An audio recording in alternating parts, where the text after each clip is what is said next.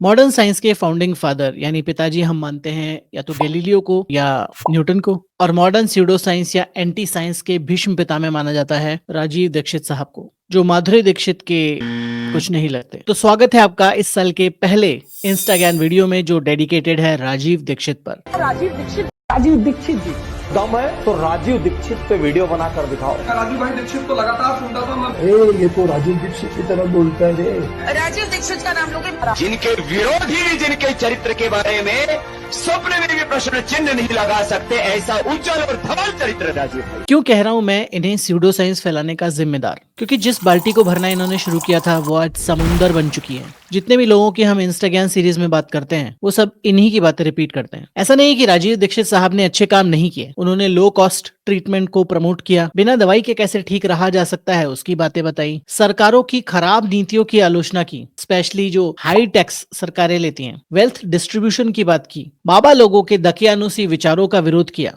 और India first यानी स्वदेशी की विचारधारा को बढ़ावा दिया। सरकार धीरू भाई अंबानी की कंपनी की एजेंट बन के काम करती, चीजें बहुत सस्ती बनती हैं लेकिन उन पर टैक्स लगा लगा कर इतना महंगा कर रखा है। हमारा इलाज अगर सरकारी अस्पतालों में होता है तो मंत्रियों का इलाज क्यों नहीं होना चाहिए सरकारी अस्पताल में? अब चूंकि हर इंसान के दो पहलू होते हैं, अच्छे और बुरे, तो राजीव दीक्षित साहब ने भी बहुत से अच्छे काम किए हैं, बहुत से सोशल वर्क किए हैं, no doubt about that, but उन्होंने गलती से या जानबूझकर कई जगहों पर स्यूडो साइंस फैलाया है, मिस इन्फॉर्मेशन फैलाया है। Let's begin. बहुत सारी माताओं बहनों को जब गर्भावस्था होती है ना, तो डॉक्टर कई बार कहता है कि सीजेरियन ऑपरेशन कराओ नहीं तो बच्चा नहीं आएगा, और उसके 20 बहाने वो बताते। कभी कहेंगे जगह छोटी है, कभी कहेंगे ये बीमारी, कभी वो, ये। आप कुछ मत करो, बस एक काम करना, किसी गाय की बछड़ी का मूत्र लेना आधा कप, और उसमें 100 ग्राम गोबर उसका घोल लेना, गोबर मूत्र घोल के उसको कपड़े से छान लेना, और जिस माँ को गर्भावस्था है और डॉक्टर चिल्ला रहा है कि ऑपरेशन कराओ, ऑपरेशन मत कराना, वो पिला देना उसको 2-3 घूंट सुबह, 2-3 घूंट दोपहर, 2-3 घूंट शाम। रात को बच्चा अपने आप बड़े आराम से बाहर आ जाएगा, बदबू से कोई ऑपरेशन नहीं करना पड़े। मैंने हजारों माताओं बहनों की डिलीवरी इस गोबर गोमूत्र से फोकट में कराई है। मुझे नहीं पता था कि इन्होंने हजारों महिलाओं की डिलीवरी कराने का जिम्मा भी उठाया था। आई डोंट नो ये बात कितनी सच है कितनी गलत है, बट इस बात का एग्जैक्ट चीज का कि गोबर और गौमूत्र पिला दो और डिलीवरी आसानी से हो जाएगी, ये काफी समय से चली आ रही बात है, ये कोई नई चीज नहीं है। क्योंकि आपको कुछ न्यूज रिपोर्ट्स मिल जाएंगी कोविड टाइम में कुछ नेताओं के गोबर से नहाने की, या नेता लोगों के बयान, जैसे आरएसएस के शंकर लाल जो कह रहे हैं कि हम गर्भवती महिलाओं को गोबर और गौमूत्र खिलाते हैं उनकी स्मूथ डिलीवरी के लिए। और एक डॉक्टर साहब जो खुद को एमबीबीएस एमडी कहते हैं, कई जगह पर गोबर खाते हुए दिख जाते हैं, उनकी भी काफी रील्स को हमने लास्ट ईयर डिबंक किया था। तो आप समझ ही गए होंगे कि कहां से ये चीजें चली आ रही हैं और क्यों राजीव दीक्षित की बात करना आज के डे एंड एज में बहुत जरूरी है। And it does not take a PhD to know कि इस बात में कोई भी सच्चाई हो ही नहीं सकती। आज भी हमारे देश की विडंबना है कि चाइल्ड बर्थ के दौरान या मेंस्ट्रुअल प्रॉब्लम्स के दौरान महिलाओं को सैनिटरी कंडीशंस नहीं मिल पाती, साफ सुथरी कंडीशंस नहीं मिल पाती, और उन्हें इस तरह की प्रथाओं से प्रताड़ित होना पड़ता है। कुत्ता कभी भी काटे, पागल से पागल कुत्ता काटे, घबराइए मत, चिंता मत करिए, बिल्कुल ठीक होगा वो आदमी। उसको वो मेडिसिन दे दीजिए, ऐसे ही एक ड्रॉप 10-10 मिनट में 3 बार। मेडिसिन का नाम है हाइड्रोफोबिनम, HYDRO। पूरा तो करने देते उन्हें। आपको आज के एपिसोड में पूरे वीडियो में आपको लगेगा कि ये बातें आपने पहले भी कहीं सुनी हुई हैं, अगर आप हमारे रेगुलर व्यूअर हैं तो। बड़े शाहरुख खान बने घूम रहे हो हैं? पहले भी ये हुआ है, पहले भी वो हुआ है। बेसिकली ये बातें बहुत सारे लोग बोलते हैं, आचार्य मनीष से लेकर बाकी लोग भी, कि कुत्ता काटे तो वैक्सीन लेने की जरूरत नहीं है, बस आप कुछ उपाय कर लीजिए। वो बोलते हैं हल्दी खा लीजिए, कुछ और खा लीजिए, ये कोई होम्योपैथिक दवाई का नाम ले रहे हैं। इससे पहले कि आप ये सारे उपाय करें, मैं आपको बता दूं कि रेबीज एक ऐसी बीमारी है जो अगर आपको हो गई तो उसकी फर्टिलिटी रेट, यानी उस बीमारी से मरने की जो प्रोबेबिलिटी है वो ऑलमोस्ट 100% है। यानी बीमारी हो गई तो मृत्यु निश्चित है। अब आप पर निर्भर करता है कि आप किस तरह के ट्रीटमेंट लेना चाहेंगे उस बीमारी से बचने के लिए। सबसे प्रूवन ट्रीटमेंट है कि उसकी वैक्सीन ले लीजिए। जैसे ही कुत्ता काटे ASAP, as soon as possible उसकी वैक्सीन ले लीजिए और उससे आप बच जाएंगे। और बाकी ये सब काम करेंगे तो देयर इज नो गारंटी, फिर गारंटी हमारी किस्मत तुम्हारी वाली बात हो जाएगी। तो आप पर निर्भर करता है कि आप किस तरह का ट्रीटमेंट लेना पसंद करेंगे अपने लिए और अपनी फैमिली के लिए।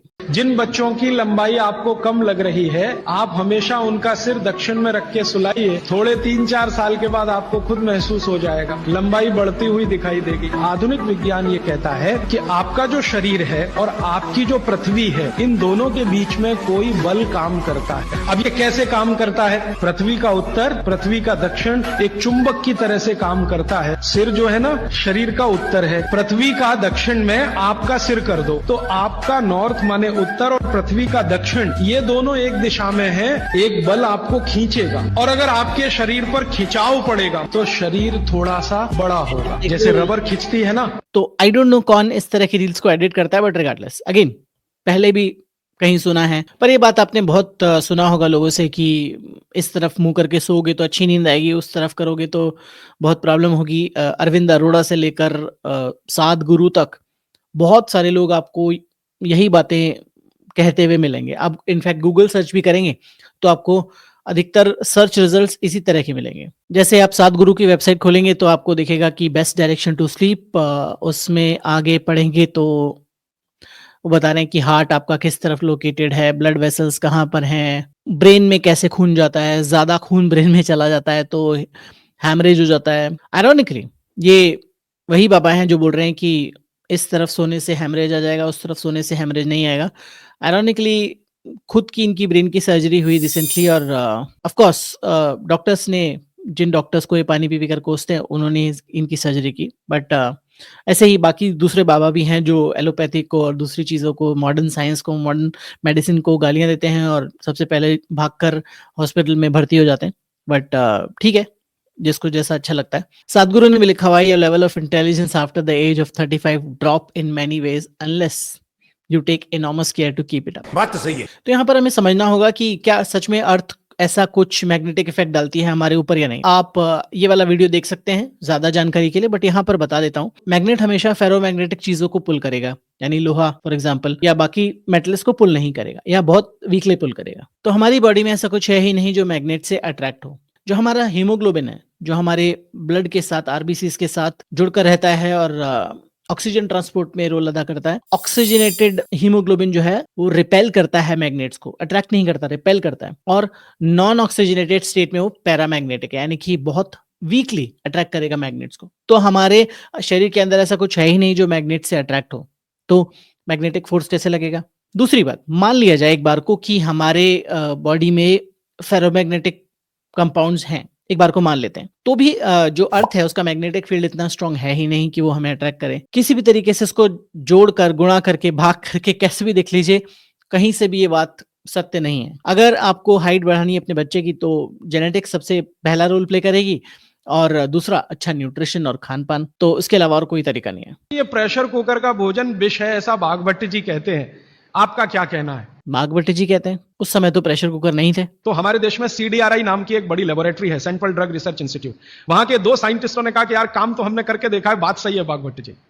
मैंने कहा आपकी रिसर्च क्या कहती है? वो ये कहते हैं कि ये जो प्रेशर कुकर है ज्यादा से ज्यादा या 99% एल्यूमिनियम के बने हुए हैं, और वो ये कहते हैं कि भोजन रखने और बनाने का सबसे खराब मेटल अगर कोई है तो एल्यूमिनियम ही है। दोनों वैज्ञानिक वो कहते हैं कि हमारा 18 साल का रिसर्च ये कहता है कि अगर इस एल्यूमिनियम के प्रेशर कुकर का खाना बार बार आप खाते जाओ तो गारंटी है कि आपको डायबिटीज तो हो ही जाएगा, अर्थराइटिस तो हो ही जाएगा, ब्रोंकाइटिस भी होने की पूरी संभावना है और सबसे ज्यादा टीबी होने की संभावना है। मैं पूछा आपने अब तक कितनी बीमारियों को डिटेक्ट किया, तो उन्होंने कहा 48 बीमारियों को हम डिटेक्ट कर चुके हैं। इसे कहते हैं एंसेस्ट्रल वर्शिप, कि जो हमारे पूर्वज करते थे वो सही था, जो हम कर रहे हैं वो गड़बड़ है। पर अगर मैं आपसे पूछूं कि आज से 100 साल पहले, 80-100 साल पहले लाइफ एक्सपेक्टेंसी क्या थी, तो आपका क्या जवाब होगा? तब तो लोग 200-300 साल तक जिंदा रहते होंगे, राइट? तब की लाइफ एक्सपेक्टेंसी थी 35 से 40 साल। सिर्फ 100 साल पहले की बात हम कर रहे हैं। लोग ज्यादा बच्चे पैदा किया करते थे। उसके पीछे का रैशनल ये था कि क्योंकि लाइफ एक्सपेक्टेंसी कम है, चाइल्ड बर्थ के दौरान बच्चे मर जा रहे हैं, तो अगर 7-8 बच्चे पैदा करेंगे तो उसमें से 1-2 बच्चे बच जाएंगे और एटलीस्ट हमारे पास बच्चे तो होंगे। ये कहना कि पुरानी सारी चीजें सही हैं या पुरानी सारी चीजें गलत हैं, दोनों ही बातें बिल्कुल गलत हैं। पुराने समय में लोगों को जानकारी थी पुराने समय के हिसाब से। अब हमें जानकारी है modern medicine, modern methods, modern science के हिसाब से। तो ऑफ कोर्स हमारी जानकारी कई हजारों लाखों गुना बढ़ गई है। प्रेशर कुकर जो है कंप्लीटली सेफ है, क्योंकि प्रेशर कुकर से जो एल्यूमिनियम लीच होता है वो हमारे डेली WHO ने जो लिमिट निर्धारित किए हैं एल्यूमिनियम के हमारी बॉडी के अंदर जाने की और टॉक्सिक लिमिट से कम लीच होता है एल्यूमिनियम प्रेशर कुकर में। किसी भी टॉक्सिन की जब हम बात करते हैं तो हम कॉन्सेंट्रेशन यानी कितने अमाउंट में हम टॉक्सिन ले रहे हैं, कितने समय से ले रहे हैं और उसकी पोटेंसी कितनी है, इन तीनों बातों को ध्यान में रखकर वो चीज निर्धारित की जाएगी कि वो चीज हमारे लिए कितनी टॉक्सिक है। एल्यूमिनियम एक ऐसी मेटल है जो हमारी बॉडी में किसी तरह का कोई रिएक्शन नहीं करती अगर सेफ लिमिट तक है तो। जैसे आप उसको अंदर लेते हैं वैसे ही बाहर चली जाती है, ये हम बात कर चुके हैं पहले भी। अब यहाँ पर बात आती है कि जितने भी रेफरेंस ये लोग ले रहे हैं, वाघभट्ट जी का रेफरेंस ले रहे हैं कि उन्होंने कहा है प्रेशर कुकर खराब है, उन्होंने ये नहीं कहा टेक्निकली, उन्होंने ये कहा कि अगर आपके, और ये कॉमन सेंस की बात है कि अगर आपके फूड को जब आप कुक कर रहे हो उसको सनलाइट नहीं दिखा रहे हो, उसको एयर नहीं दे रहे हो, तो वो फूड विष के समान हो जाएगा। उस समय पर ऐसा था कि ज्यादा समय तक अंधेरे में रहेगा फूड तो चूहे खा जाएंगे, दूसरे जानवर खा जाएंगे या समथिंग लाइक दैट। तो उस समय it use to make sense कि ऐसा होगा, अगर सनलाइट नहीं होगी, रोशनी नहीं होगी, हवा नहीं होगी तो फूड खराब हो जाएगा, क्योंकि लोगों को जानकारी नहीं थी कि कैसे सेफ स्टोरेज करें, कैसे सेफली कुक करें चीजों को। पर आज हमें इन सब चीजों के बारे में जानकारी है। आज pressure cooker is one of the safest devices. Pressure cooker के फटने की जो इंसिडेंट्स पहले हुआ करते थे आज से 15-20 साल पहले, वो और बहुत ज्यादा कम हो गए हैं आज की तारीख में। एक चीज मत करिए कभी भी, कोई भी चीज एक बार गर्म करके आपने फ्रिज में तो दोबारा गर्म मत करिए, वो दूध हो या सब्जी हो या दाल हो, करिए ही मत। क्या करना, निकाल के रख दीजिए, 48-50 मिनट रखी रहे, वो अपने आप थोड़ी गर्म हो जाएगी प्रकृति की गर्मी से, फिर वही खा लीजिए। गर्म तो दोबारा बिल्कुल मत करिए। फ्रिज के दूध को दोबारा गर्म कभी मत करिए, फ्रिज की दाल को दोबारा गर्म कभी मत करिए, फ्रिज की सब्जियों को दोबारा गर्म मत करिए। चटनी भी फ्रिज में से निकाल के रख के खाइए, दही भी फ्रिज में दही रख देते हैं, 48 मिनट रखा रहने दीजिए, फिर आप उसका उपयोग करिए, तुरंत निकाल के और छाछ बना के वो बिल्कुल मत करिए। आज के दौर में क्या हम सबके पास 45-50 मिनट का समय है कि हम फ्रिज का खाना बाहर निकालें, वेट करें, उसके बाद खाएं? स्पेशली सुबह जब हम सभी लोग काम के लिए जाते हैं, काम के लिए भाग रहे होते हैं। I don't think many of us have that luxury. तो यहाँ पर बेसिकली सिंपल सी बात है कि अगर आपके लेफ्ट ओवर फूड का रेफ्रिजरेशन प्रॉपरली हुआ है, यानी आपने बनाने के साथ ही थोड़ी देर में उसको फ्रिज में रख दिया है प्रॉपरली और आपका फ्रिज ठीक से काम कर रहा है, तो आप उस लेफ्ट ओवर फूड को दोबारा गर्म कर सकते हैं। पर जो रीहीटिंग का तरीका है वो न्यूट्रिशन लॉस को कम ज्यादा कर सकता है। कुछ मेथड्स जो क्विक फ्लेम मेथड्स हैं कि जब आपने उसको डायरेक्ट फ्लेम पे चढ़ा दिया और उसको गर्म कर दिया डायरेक्ट फ्लेम पे, वर्सेस आपने उसको माइक्रोवेव के अंदर रखा, तो दोनों में न्यूट्रिशन लॉस का जो प्रोपोर्शन है वो अलग अलग होगा। माइक्रोवेव के अंदर न्यूट्रिशन लॉस सबसे कम देखा गया जितनी भी स्टडीज हैं उसमें, और बाकी जो क्विक फ्लेम मेथड है उनमें न्यूट्रिशन लॉस थोड़ा हो सकता है। स्पेशली अगर आप बार बार गर्म कर रहे हैं तो बार बार तो गर्म वैसे भी किसी चीज को करना ठीक नहीं, क्योंकि उसमें उतना ही ज्यादा कुकिंग प्रोसेस होगा, जितना ज्यादा कुकिंग होगा उतना ही न्यूट्रिशन लॉस होगा, और उसको फ्रिज में रखकर वापस से रीहीट करेंगे तो अगेन उतनी ही बार न्यूट्रिशन लॉस होगा, टेस्ट खराब हो जाएगा और वो खाना वैसे भी नहीं खाना चाहिए। तो माइक्रोवेव या फ्रिज दोनों ही एक्सट्रीमली सेफ डिवाइसेस हैं और उनको आप आराम से यूज कर सकते हैं अपना समय बचाने के लिए। कई बार ये मांसाहारी लोग एक कुतर्क देते हैं, वो ये देते हैं कि मांस में प्रोटीन ज्यादा मिलती है, और प्रोटीन का दूसरा हमारे पास कौन सा स्रोत है अगर हम मांस नहीं खाएं तो? आपको सुनकर ताज्जुब होगा और हैरानी होगी कि मांस में जितनी प्रोटीन मिलती है लगभग उतनी ही और उससे थोड़ी ज्यादा प्रोटीन हमको दालों में मिलती है। रॉन्ग। अगर आप 1 किलो मांस खाते हैं और 1 किलो मांस में जितनी प्रोटीन आपको मिलनी है उससे ज्यादा प्रोटीन 1 किलो मूंग की दाल खा लो, उसमें मिल जाएगी आपको। रॉन्ग, बताऊंगा क्यों। 1 लीटर दूध पी लो, उसमें उससे ज्यादा प्रोटीन आपको मिल जाएगी। तो 1 किलो मांस खाने से अच्छा 1 किलो दूध पीना, 1 किलो मांस खाने से अच्छा 1 किलो दाल खाना, 1 किलो मांस खाने से अच्छा 1 लीटर जूस पी लेना। व्हाट? प्रोटीन के लिए? हर स्थिति में शाकाहारी।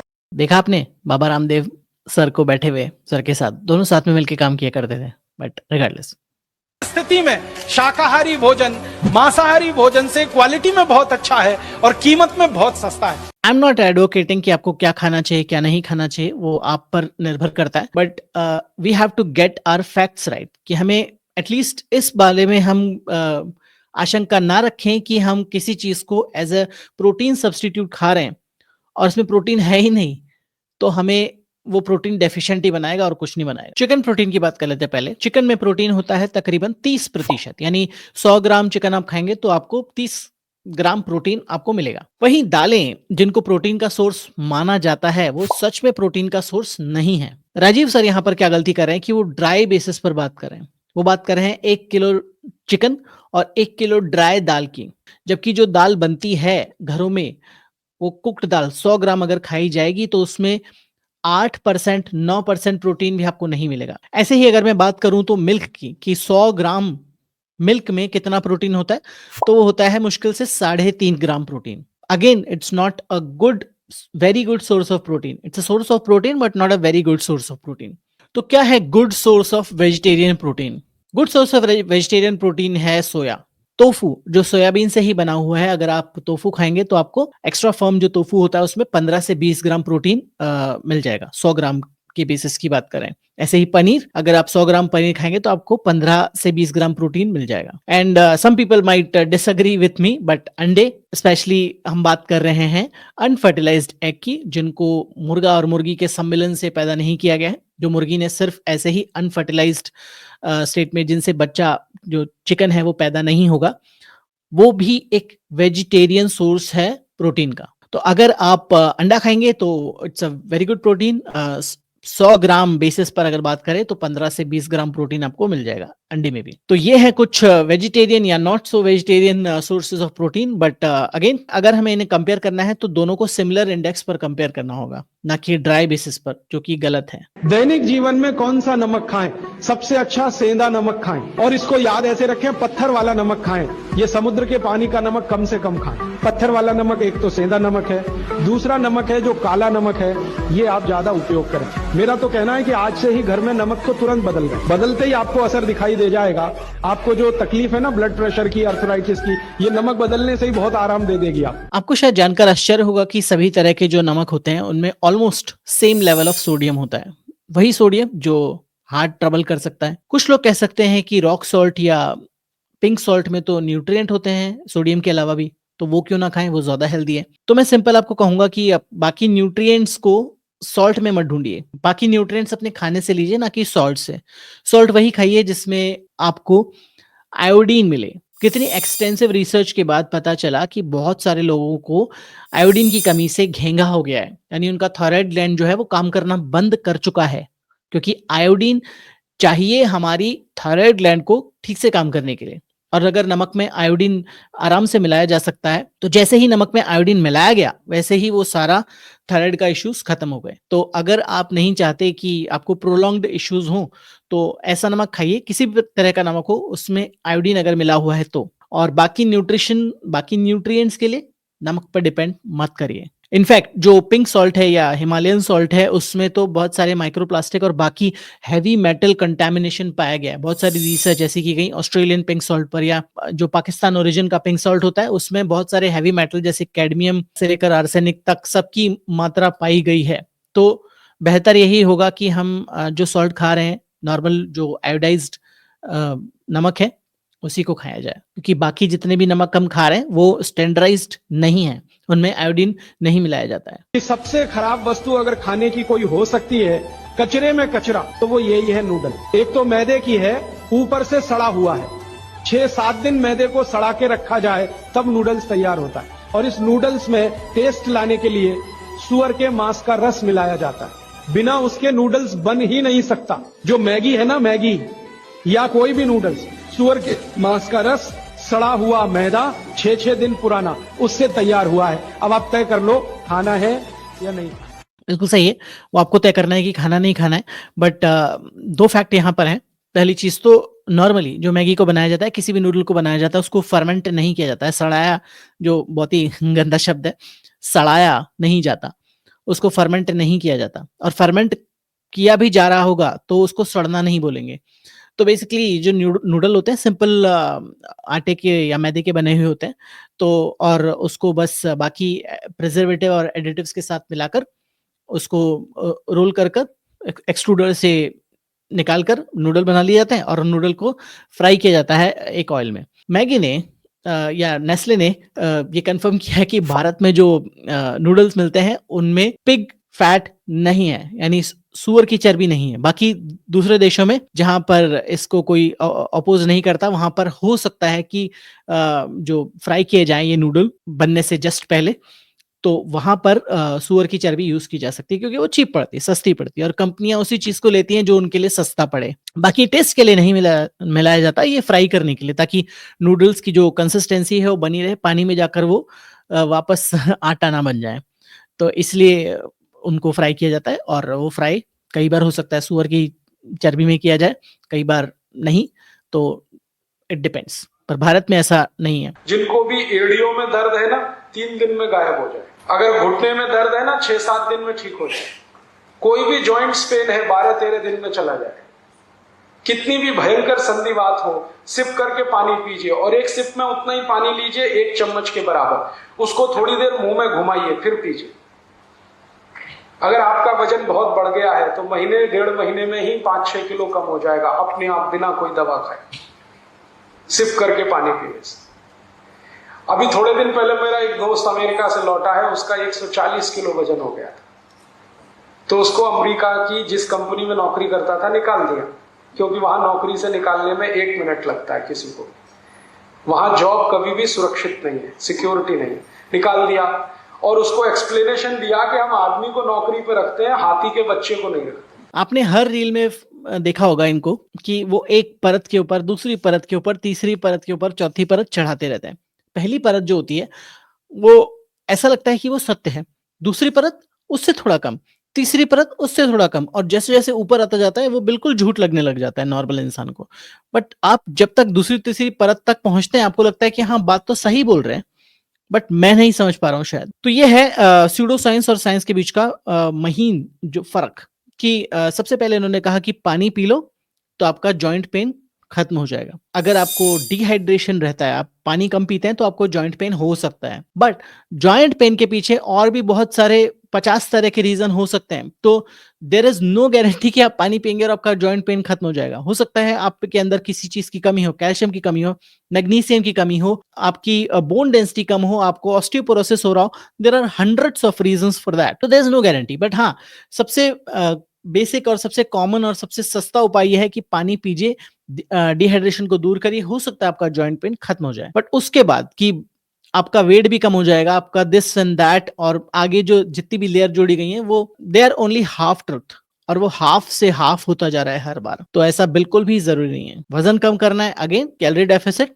टाइम रिस्ट्रिक्टेड ईटिंग या इंटरमिटेंट फास्टिंग, और न्यूट्रिशन को ठीक करना, एक्सरसाइज करना, इसके अलावा और कोई तरीका नहीं है। होपफुली आपको ये वीडियो पसंद आया होगा। नए साल की बहुत बहुत बधाई आप सभी को। अगर आपको ये वीडियो पसंद आया तो इस वीडियो को लाइक कीजिए, चैनल को सब्सक्राइब कीजिए। हम इस तरह के वीडियोस लाते रहे हैं और लाते रहेंगे। मिलूंगा ऐसे ही एक और अमेजिंग वीडियो में यहाँ पर। तब तक अपना ध्यान रखिए एंड बी लॉजिकल।